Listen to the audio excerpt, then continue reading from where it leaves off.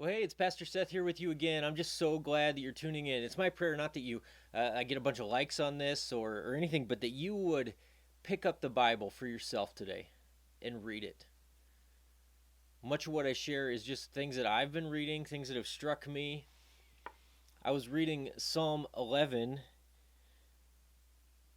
over the weekend, and I've studied it. I think we did an exegetical paper on it in seminary, which means just did a lot of work and spent time on it. But there was something in there that I've never noticed, or I'd forgotten. Maybe I had noticed, but I'd forgotten.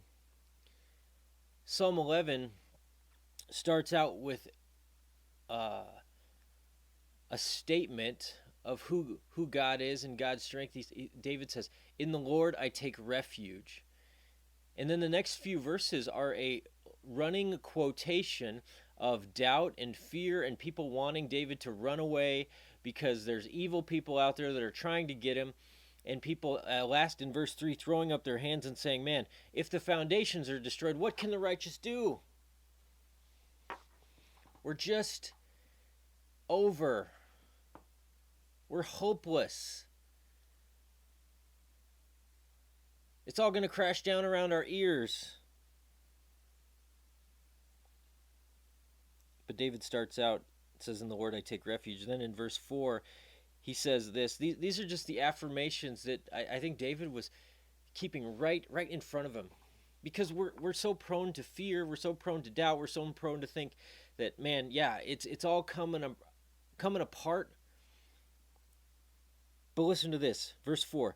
"The Lord is in his holy temple. The Lord's throne is in heaven. His eyes see. His eyelids test the children of man. The Lord tests the righteous, but his soul hates the wicked and the one who loves violence. Let him rain coals on the wicked, fire and sulfur and a scorching wind shall be the portion of their cup." See, there's a tension in this psalm. There's a tension between what is true to the eyes, what appears to be true, and what is actually true. What appears to be true is that the righteous person, David, is in danger of being killed by these enemies who want his life. They're bending their bow. That's what humans can see. But what is actually true is the Lord is in his temple. His throne, he's ruling. His throne is in heaven. His eyes see. And he's testing. He tests the righteous. It says he hates the wicked. And he's going to judge them. He's going to rain down coals, fire, sulfur, and a scorching wind shall be their portion of their cup. There's a tension between what seems to be the case to human eyes and what is actually the case with what God is doing.